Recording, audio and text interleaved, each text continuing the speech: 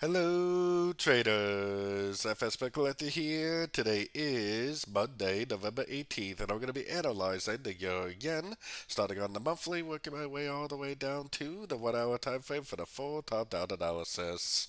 But also, don't forget to check out my website, fxpipcollector.com, if you would like to get access to my swing trade setups, my daily members-only live streams on Zoom, and my 34 video trading course, all included for only $30 per month.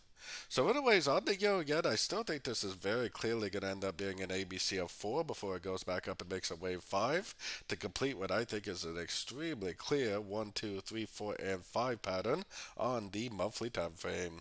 Heading down to the weekly time frame, I had this labeled as an ABC. I believe that this is an A.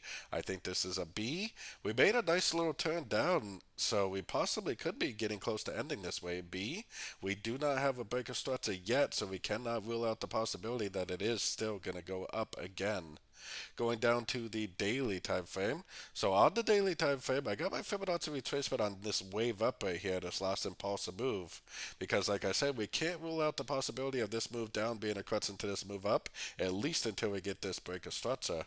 So technically the trend is kind of still up on the daily time frame.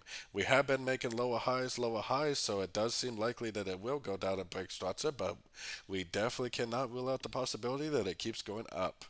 Going down to the 4 hour time frame.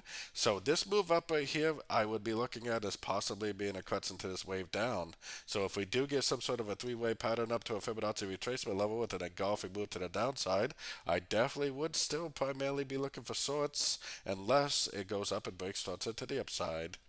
Taking it right down to the 1 hour time frame. So on the 1 hour time frame, this is the swing low right here. So more than likely this is an A.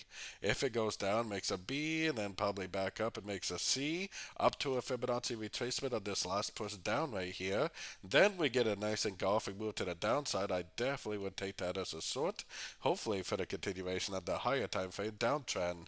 On the other hand, if it does decide to go up and break this high right here, break that structure, then that definitely would turn me back into a buyer at the end of every pullback I see from that point on.